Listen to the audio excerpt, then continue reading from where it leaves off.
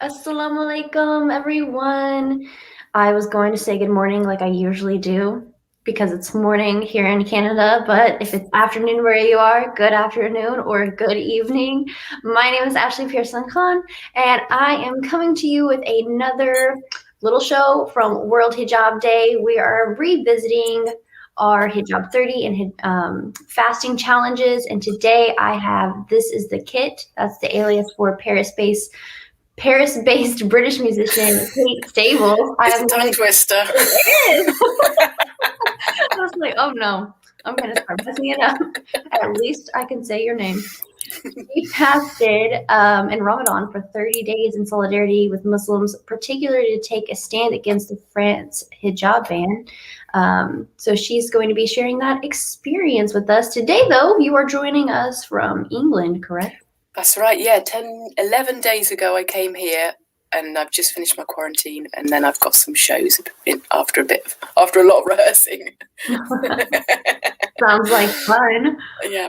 Well, thank you so much for joining me, Kate. I'm really excited to hear how this went for you because when you fast for the first time, it's quite a roller coaster. Even if it's not your first time, if you haven't, practiced, it can be challenging. And it's different because there's different types of fasting. I mean, I think we mentioned it last time, but yeah, I fasted a bit. I normally do like a New Year's Day fast, or like for a few days, New Year's fast, but I always drink water. So this is pretty exciting and a bit scary, wondering how it's going to go not having any liquid all day long.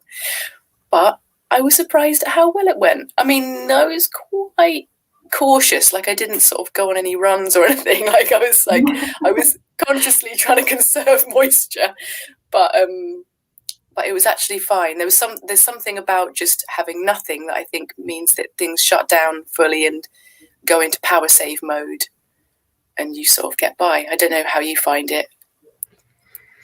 I hide my water bottle from myself because I'm so worried that I'll forget. Yeah, the reflexes. Yeah. And so I'm always like, did I take a drink? Did I eat something today? Did I forget? I almost have to go back in my mind like, I forget. And then at the very end of it all, at some point, it's like, is it okay for me to be eating during the day? And then I forget that I can eat or drink now. So yeah, it's really strange. To it. Yeah, it's a strange feeling, but it's very good to, I think, be, like conscious of like what you're eating and when you're eating and how much you're eating, because you're thinking about what you're putting in your body at that point. Yeah, it makes you more thoughtful and sort of careful about what you eat and how much you eat. And it just, for me, I found it quite useful to sort of reflect a little bit on the patterns and our complicated relationship with food, because I feel like, especially maybe in a lot of the sort of Western world, our relationship with food is really complicated. There's so much tied up to it. It's like, fashion, money, like image, or just like playing on our own sort of insecurities, or I don't know, it's really complicated. I feel like there's a lot, our relationship with food could be a lot simpler, and so it's quite nice to sort of have a little chance to reset that and think about it, and think about people that don't have constant access to loads of food all the time. Our relationship with waste as well, because I feel like one big problem, I think, of the 21st century is just wasting food. All this food gets produced and grown and made really carefully, and then we'll like take a bite and lob the rest in the bin. And I feel like that, I was thinking about that a little bit.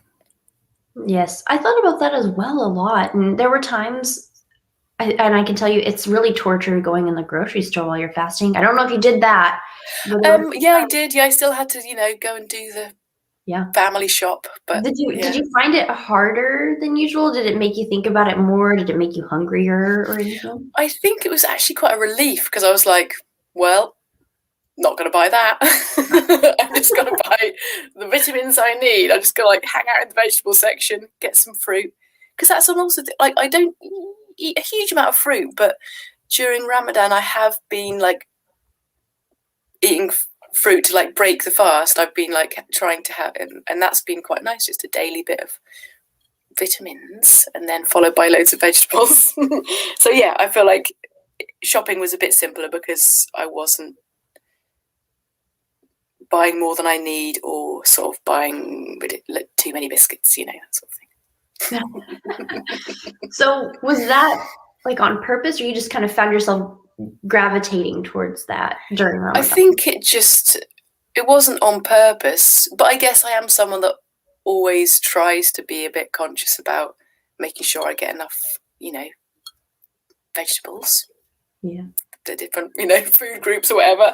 So it just meant that instead of spreading that out over 3 meals, I just try and make sure I was getting everything I needed in one meal. I always found that we were going to the grocery store around, I don't know, like 7 o'clock in the evening. And so that would be like maybe an hour and a half before breaking fast. And so at that point, you're like, okay, hunger has hit you. And I'm like, I want to buy all the cereal. I don't know why. I hardly ever eat cereal. We're in the cereal aisle, and I'm just like, that looks really good. That's really good. Like, I could really go for a bowl of cereal right now. I want to buy everything. And I tell my husband, I'm like, this was just the worst idea. But there were times when we would be standing in the checkout line, and I'm like, I don't know how people do this. Like, how do they go so long without food? And, it makes you think about all the people in the world who don't have access to food like us, Yeah, it's true. It's food for thought, you could say. But it was funny in France, because of the 7 p.m. curfew. That meant that I was only ever shopping like earlier on in the day when there wasn't a big rush on, like it sort of changed everyone's shopping rhythms a little bit. But the knock-on effect is also that usually the nice Ramadan feeling in Paris, in certain Paris streets and neighborhoods, is kind of not, you can't appreciate it because you're inside by 7 p.m. and the sun doesn't go down until 9 o'clock or whatever. So that felt like a real shame. I was really noticing the sort of curfew factor of like not being able to sort of be in Paris with all the other people in Paris that are sort of doing the same thing during the month. So before, when there wasn't a curfew, you knew that it was Ramadan because certain areas. Yeah, because everyone gets their cake stands set up and is selling food and stuff. It's really nice in non-pandemic times. Yeah, I can imagine. Ramadan's been very different since COVID, but that's really neat that there's kind of something visible there. And some places will do free couscous during Ramadan and stuff, just in the evening after sundown, and I love that about Paris. And other cities obviously have that too, but I don't live there, so I don't know about it. Yeah, I feel like Ramadan's going to look different depending on where you go. I think people get really big on sharing their meals and sharing their food on Ramadan. So that's amazing that they do that, especially in Paris, where Paris is, and France in general has kind of got this reputation now where they don't like Muslims. So it's good that there are people still out there and sharing.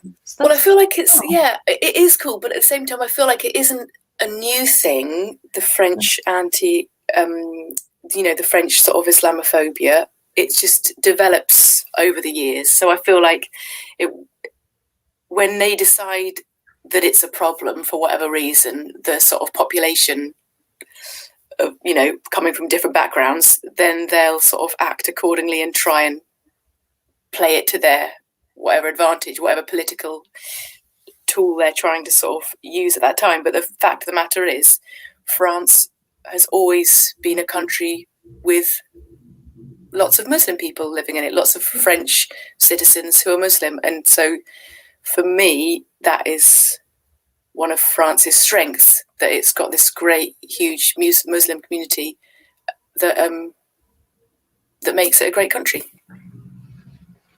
I'm so sorry about your allergies, Ashley. I was doing really fine until about 2 weeks before we went live. Wow, I know that this is all going to be on YouTube. So it's great. No, put up with my tissues. You're managing so well. It's really great. But I feel like every few minutes, I'm like, oh, here comes the sneeze, but we get past it, we work through it. Yeah, and go for it. Don't hold back. I'm Not really happening. happy for you to do a sneeze. That's, I think it'll be cool. Thank you. Everyone be prepared. Yeah. So no, correct me if I'm wrong, but the last time we talked, it was just a few days into Ramadan, right? Yep, Maybe a few days in. Yeah, that's right. Yeah. So you had been fasting a little bit. Yeah. So how did you later feel like it got easier? Did it ever get harder? What was there like a pattern of I reckon there was a few different sort of, pain barriers and like, good bits where I was like, oh great, this is so liberating. I can just sort of be productive all day long, do what, just sort of go with my own flow, not worry about having to stop and have a meal. I also feel like, I'm trying to say too much at once here. Yeah, at the beginning it was hard. And it also coincided, the first day of Ramadan coincided with the first day of my period, which is often when I'll get a migraine anyway, but often also the first day of a fast, I'll get a migraine. So it was like a double attack, and it was quite a sort of dramatic sort of start to like the month.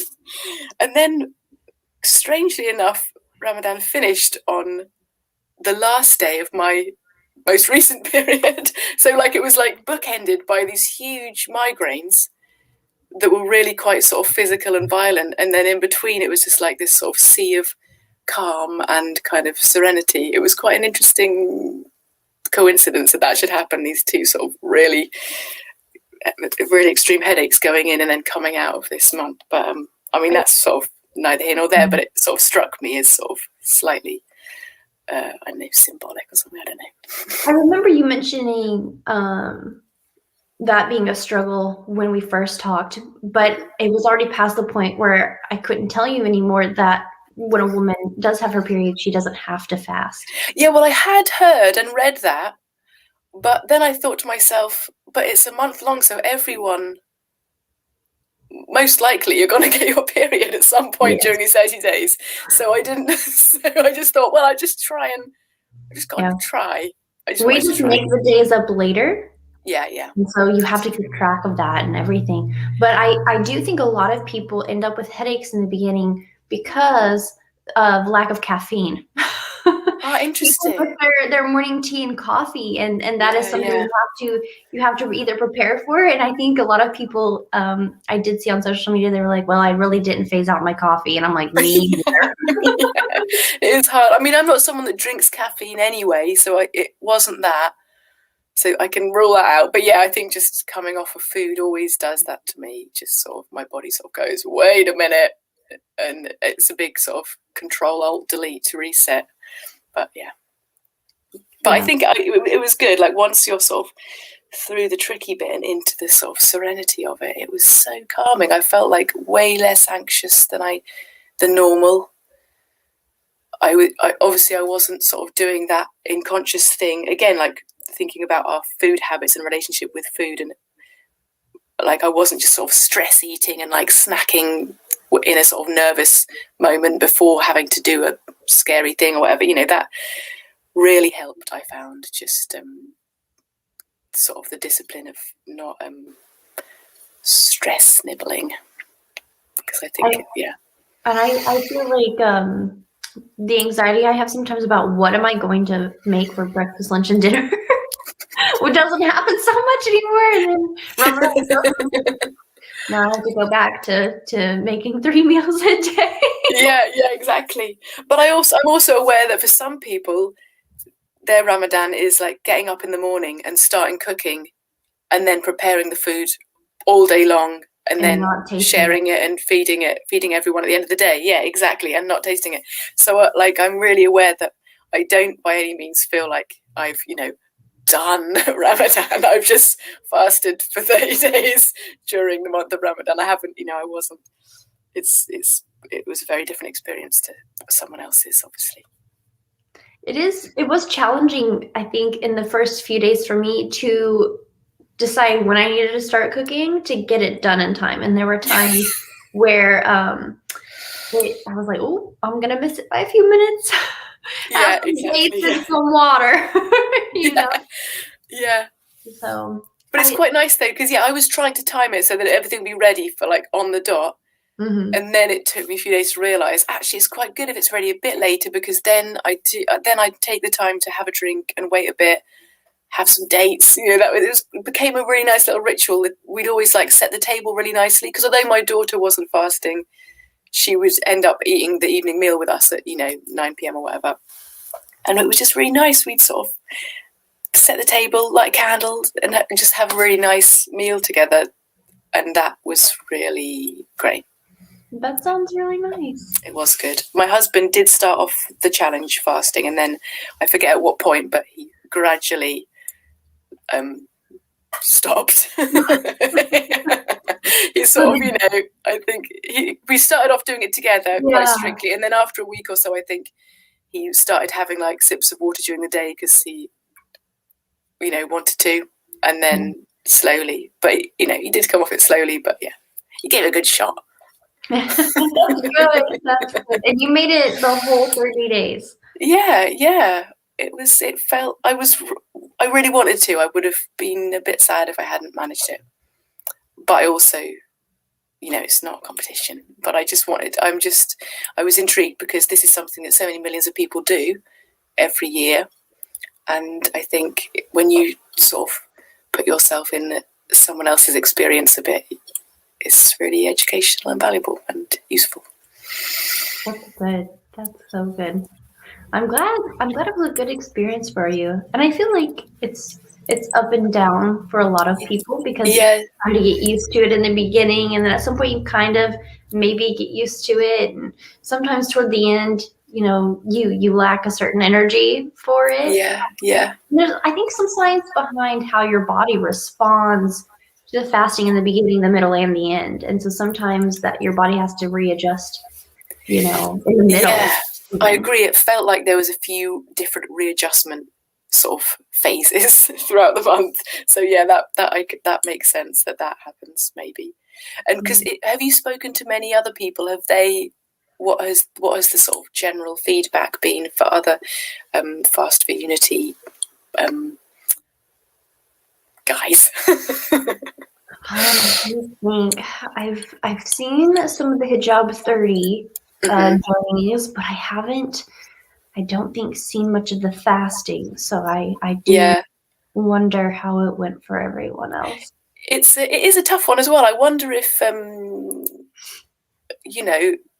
what I think was really cool is that it's offered as a sort of a fast for one day or 1 week or the whole month. I think that makes people less daunted by it, and so I guess that would help them just to sort of see how far they wanted to go, like day by day.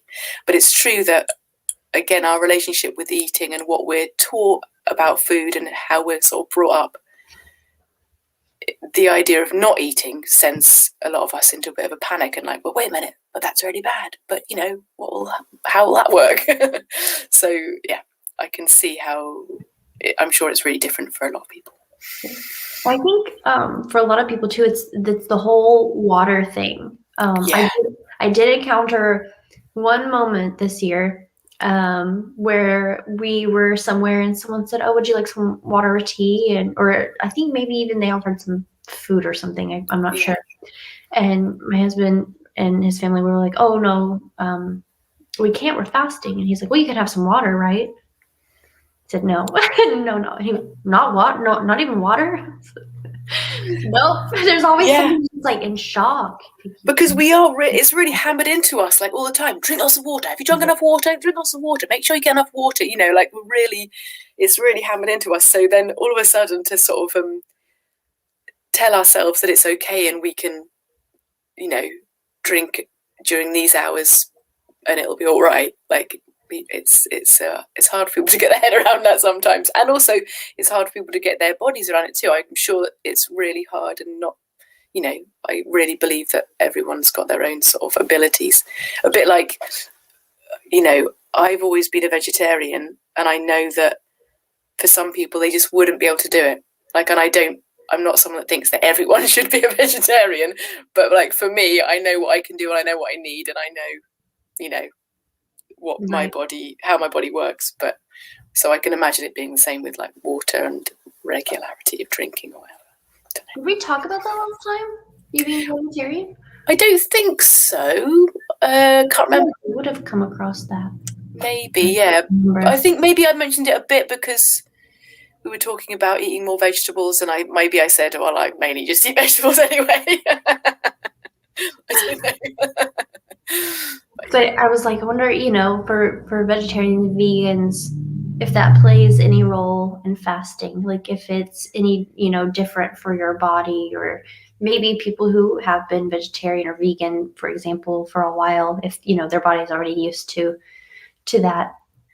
I wonder. Yeah, I don't know. I mean, yeah, I can't, I became vegetarian when I was 7, so I've got no memory of noticing how my body reacts to anything.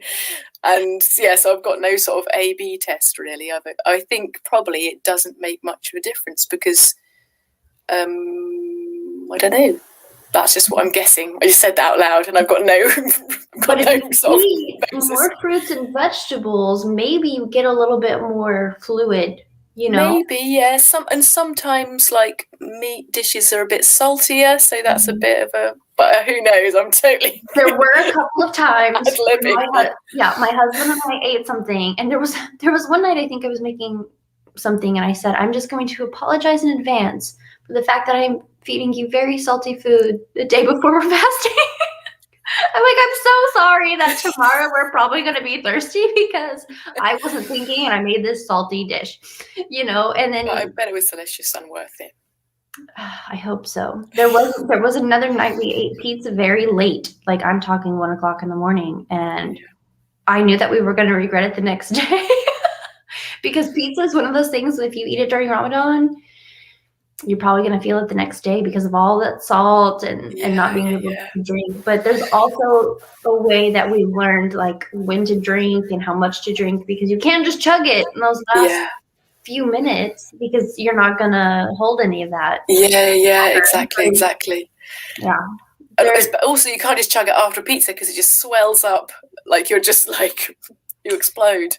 So it's hard. I'd be interested to actually hear your drinking method, because I didn't have a system. I was just sort of trying not to drink too much at one time, but also drinking as trying to make sure I got enough liquids. What do you do? Well, I think in the beginning my husband was making fun of me because we were getting in the car and I had our water bottles, and he's like, "What are you doing?" And I said, "You got to start drinking now." I was like, "You have to start getting used to at least try to drink." And I would try to drink my whole water bottle, which I think it was 24 ounces or something like that. I can't remember because I live in Canada and I'm from the US and measurements are different.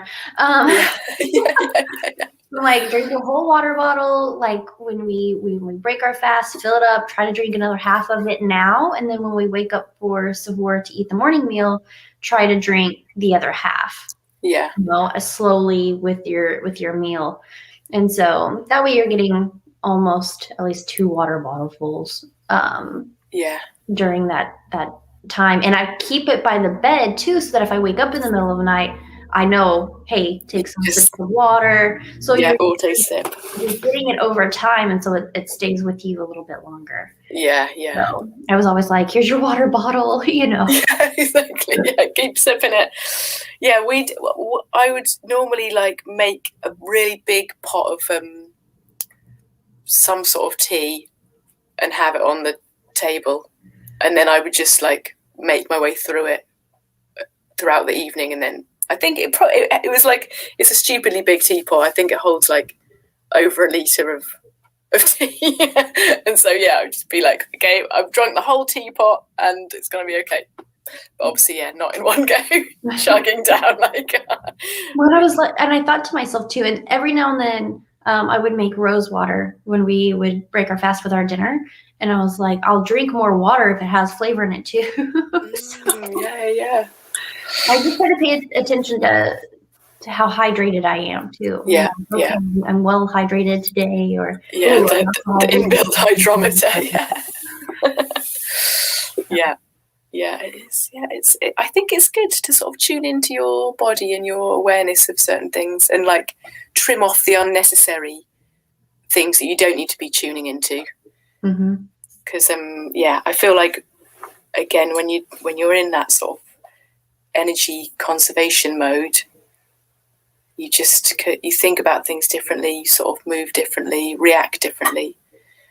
And I hope that some of that stays like afterwards. I'm hoping that some of the sort of calmness and thought patterns that I had during Ramadan, I'm hoping that my body will remember them a little bit for the rest of the year. I think a lot of people make certain goals, at least in their mind, for Ramadan, because it's easier to concentrate on things and they're focused on, being closer to God and things like that. And so I think they always hope that it carries out and through Ramadan and then beyond that. And so I think fasting definitely plays a huge role in that. Yeah, I can really see that. Yeah. I had a thought then. It's gone now. Forgotten it. I swear sometimes I still have fasting brains. Maybe it's sleep deprivation, but because my sleeping pattern is actually worse now than it was during Ramadan. Yeah, I think probably. I don't know what your experience is because you've done it more times than me, obviously. But like, how long do you find the exit curve to be in terms of like your body readjusting to, the non-Ramadan rhythms? Well, it's hard too because my husband's not at home right now, and so my sleeping patterns are super weird because he's not here, and so I'm out of my routine. Yeah. But yesterday I got up and I had some things that I wanted to do, and then I thought, I'll go downstairs and have a waffle. It's very specific, but I really love waffles. And then I thought I'll do some more things that I want to do today after that. Well, I started one thing, moved to another, and before I knew it, I had forgotten to eat. And it was 4 p.m. before I realized it, and my in-laws were going to come over and bring some food. And so I was like, well, I'll just wait for them. And they ended up not getting here until almost 7:30, but 7:45. And so I was like, I could have fasted today. I did have some tea in the morning, and that was all I had. And I think sometimes I still have that hesitation, like I can eat. Yeah, exactly. Wait a minute. Oh yeah, this is fine. And also when you're in that flow, you're in the rhythm of just like, working your way through the day without interruption. It is, I guess it's different. I'm not hungry yet. I'll wake up in the day and I don't get hungry until sort of 3 p.m. or something. So it's hard to know whether I should just like train myself to be back on other. I mean, I guess anything goes, but it's just interesting noticing because it's not going to just snap back overnight, is it? So were there any other thoughts that you had, I guess, while fasting? You said it made you feel calmer and things. Yeah, it definitely slowed me down in a few ways, and one of those ways was just like the busy, whizzy brain spin. So that was really nice. And I wonder, it probably made me less productive in some respects because I could really just do one thing at a time. But I think that is really great, and I feel like I need to do that more, just one thing at a time, because usually we've sort of, our brains have got all the apps running at once or whatever, haven't they? You just need to like shut them all off, do one thing at a time, and do it as well as you can, sort of thing. So that was good. I'm trying to think because I've been sort of making notes and scribbling things down. I'm just having a little look to see if there was anything in particular. But I don't know. I mean, it's just, I really think that it's good for us all to practice a bit of self-discipline. I think that is really a healthy thing to do. And I really appreciated the chance to sort of practice it in that context. I think was really good. That's a big part of Ramadan in general, I think, is that self-discipline, because you're supposed to be concentrating on faith. And so there's all these things in the world that distract us, in our lives. And Ramadan kind of brings you back down to earth sometimes a little bit and makes you more self-disciplined. And that is really good. I've always been pretty big on self-discipline. So yeah, I'm glad you used that word. I'm glad you brought that up because I I think don't think I would have thought about it. it's a useful one. I think, and again, like all of these things are muscles, aren't they? Like self-discipline or sort of being thoughtful and slowing down and sort of reflecting on stuff. They're all muscles that we need to exercise in order to be better at doing them in our lives, you know. So I just think it's really good to remember to practice that, because everything needs practice, you know. Be it sort of sport or kindness or patience or whatever. The more you do it, the more able you are to do it, I think. So it sounds like you really benefited from it mentally. What about physically? Did you have like more energy at some point? I know it's hard. Yeah, I you know. Physically, I think I basically just like lost all of my strength. I feel like I've got a lot of muscle rebuilding to do because I wasn't doing as much like physical exercise. I mean, it'd be interesting. I should, you know, if I did it again, I'd be interested to try it. I was doing loads of yoga, but just no sort of cardiovascular, sweaty stuff. So like, I feel like I'm a lot weaker. Also, I've just had 10 days like where I'm not allowed to really go outside or do any like walks or bike rides.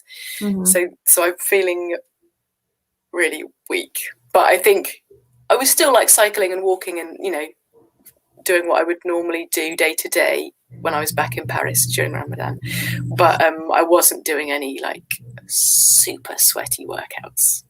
So I feel like I've noticed that effect on my body, just not being so strong. I feel like I've always been a runner, and I've done a lot of 5Ks in the past, but since moving to Canada and COVID and everything, I haven't really run very much. And last year I would actually go out right before it was about an hour or so before it was time to break fast and run a little bit. Because I was like, I can't do it and not drink water, you know? And so there are a lot of people out there who will either get up really early while their like fast is still broken and run, and then they'll do breakfast and then start fasting. Or there were people like me who wait longer. But here I was just like, I'm not prepared. I was like, what if I get headaches? You know, but there's some people who run and work out like normal. Yeah, just athletes, just that's their job, is to just be doing that all day. It's really impressive. Yeah, I think it'll be interesting it would be nice to try it again without a curfew, because that does sound like a nice option, like being able to go and do exercise outside just before you break fast. That sounds like a good plan. But yeah, as it was, I think it sort of got to about 7 or 8 o'clock and I wasn't really good for anything except doing yoga. So I was just like, I think that's the only thing I can do now. So yeah, and it was quite nice because my husband would do it as well. So we'd like make it that far in the day and then be like, okay, let's do some yoga. And like if it would be quite a good sort of time filler as well. I'd be like sort of, well, we've got another 20 minutes. Let's do another yoga session. So that was quite good. That probably had a really good positive effect on like my sort of calmness and mental health as well. Just the fact I was doing so much yoga every day. Well, it's good that you got to do yoga at least, you know, something to just at least, you know, keep yourself moving. It's important too when you do have a curfew and then you're inside. Yeah. I used to look up articles about it, you know, exercising and fasting, and I think I read a couple where it mentioned that if you do work out, especially doing like cardio and things while you've been fasting and you don't have any food, you know, you're burning those calories a little bit faster and you're more likely to lose weight. And I was like, well, that's great. That's a little bit of a motivating for me. That's definitely motivating for me. So. Yeah. This year, but maybe next year, you know, if you're going to fast again next year, maybe you and I can get together and talk about some workout methods together. I need somebody to help motivate me. Yeah, it's good. It's often good to have a motivation buddy. Yeah. Up for it. Like, can you just remind me that I should get up and work out. You're not thinking about food so much until you stop, and then if you stop and break fast, there you go. Yeah, exactly. If you can have a drink straight after, no problem. Yeah. So if you were going to recommend taking the challenge to anyone, what would you tell me? Well, I guess I would definitely say that, they can just do as much as they feel able to, because I feel like it's more important to try it for a bit than to not try it, because it would be too long doing the whole thing. I'm not explaining that very well, but I think any sort of effort and show of solidarity is really valuable. So even if you sort of think, oh no, I can't do this for more than a week or whatever, I think that's fine. I think, just reaching out and sort of, as the camera, just sort of saying hi is really important, I think. So yeah, just give it a go, see how you feel. And and I definitely think that the longer you do it, the more you get out of it. I would say that as well. And what else would I say? I don't know. I just feel like it's important to, like what you said last time about words, actions being louder than words. I feel like we do need to act these days, because there's so much words going around, and like misinterpretation and assumption and misunderstanding and like taking things personally or whatever. But if you just sort of, reach out your hand to people, I think it's really important. Well, we really appreciate how just active you've been in the challenge. And I believe you also did a photograph for, oh my gosh, my mind is just... for Muslim History Month. Yeah. Muslim History Month, everyone. Okay. Yeah. My stomach is actually growling, and we're talking about fasting and food. Yeah. I feel like I'm fasting right now.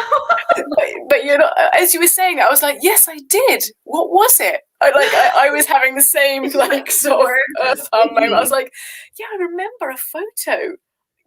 I know the answer to this. And I was like, oh yeah, Muslim History Month. Yeah. I blame social media and technology for my train of thought constantly leaving my head. It happens all the time. But yes, you have been active in Muslim History Month as well. So, well, I mean, I feel like it's just it's any sort of reason to do anything is good, and you can't sort of learn everything at once. So if someone says, okay, Muslim History Month this month, it's really nice to have the parameters, like, okay, within that context, I want to find out as much as I can and sort of, hear people's stories as well. Because for me, I guess it makes me think, just hearing people's voices and experiences of their lives or their parents' lives, or, just personal histories really interest me. So I've been really enjoying just listening to talks of people talk about their lives. It's been great. Yes, I love stories like that, just to hear about people's lives and yeah. There's a really nice podcast on the BBC called Forethought, which is like FOUR thought, and I found some really lovely talks on like parenting, or actually both of them were kind of like about parenting. There was a great one. There was a guy called Zia Chowdhury who was talking about his role as a dad and how he's bringing up his kids in Liverpool and how his parents brought him up, and he just spoke so much wisdom. It was so great. I feel like everyone should listen to it. It was really nice. And there was another woman, it was an American woman, who was talking about all the sort of really strong inspirational women in her life, and how that's influenced her approach to having daughters, and it was just so great. I loved it. So I feel like if anyone feels like listening to that, they should go and seek it out on BBC Sounds or whatever it is. Those things are always very empowering. Yeah, it's so great, and it's such a pleasure to hear people speaking so articulately about their lives and their experience, and it helps us to try and get better at that too, hopefully. I think it helps connect people and make them feel seen and heard. Yeah. Because sometimes you never know what someone's going through, and then someone shares their story, and it's like, hey, I've been through that too, or something similar, and it's always nice. And so I think, that's one of the things that World Hijab Day does, is we share these stories about women putting their hijabs on or coming to Islam and things like that. And because sometimes people just need to hear that. They need the hope of it all and things like that. Yeah, just a bit of shared experience and a bit of, breaking down. Like, that's why I like the fact that World Hijab Day uses the word dismantle Islamophobia, because it is like, it's a process. You've got to talk about it and take it apart and understand why certain people have got certain knee-jerk reactions, and then help them get out of that. And it's it's work to do. It's like, we do have to dismantle this sort of nasty thing that has been built, and is, some people are still building it. We've got to work at just not letting it get out of control, try and dismantle it completely. But obviously that's a big job, big long job, but we've still got to do it, still got to chip away at it. Well, I'm sure that you taking the challenge and talking about it will inspire someone somewhere. People will watch it. Even if it's somebody who's already Muslim and fasting, they're going to see that you did this for them. Or maybe somebody who didn't understand or know anything about Islam and Muslims before will, see. Hopefully, hopefully people, listen and notice and stuff. And mainly that's a huge testament to like the work that you and Nazma are doing. Like, this is so great and generous that you're spending your time and energy in like connecting people and like giving people a chance to reach out to each other. I think it's great, and I think I'm really grateful for that. Thank well you. Done. I can't find my camera. Well done. I'm giving you a thumbs up. Oh no, there we go. It's that backwards camera. It's the backwards camera back there. Wait a minute. 2 thumbs up. Well, thank you so much for your kind words. It's always just, to me, such an honor to meet so many people and be able to talk to you guys. It's such a privilege. Well, likewise, it's a real privilege. It's really great. Oh, hope I bump into you in Toronto one day. Oh, that would be so cool. I'll let you know next time I'm popping over. I may have to come there. Yeah. Well, I don't want to take up too much of your time. I know that you're breaking out of quarantine, and there's also, is there still a curfew? Is there a curfew there? No, not in the UK. I can just go for a walk until midnight if I want, and I think I That's might. So nice. I mean, I can walk around my neighborhood as much as I want, but you go out too much, then somebody might be suspicious. Like, why aren't you at home? Yeah, exactly. What are you doing? Spreading germs around the neighborhood? No, I don't want to be accused of spreading droplets. No one wants to be accused of that. Well, I will let you break out of quarantine. Thank you so much for joining me once again. It was so really good to know that you did this, and that it was a successful journey, I'd say. Yeah, I'm really grateful. It was really great, and I think, well, I mean, I don't want to jinx anything, but I definitely want to do it again next year. We'll see if I manage it. But yeah. Great. Thank you so much. Cheers, Ashley. Thank you to everyone who joined us this morning and watched this live. I see some comments from Facebook coming in. So thank you all so much for joining us. To learn more about World Hijab Day or any initiatives we have going on now and in the future, you can, of course, follow us on Facebook, Instagram, YouTube, and Twitter. And we have a website too, worldhijabday.com. So make sure you check that out. And everyone have a good day, evening, and enjoy the rest of your week. See you guys. Thanks, Ashley. Thank you.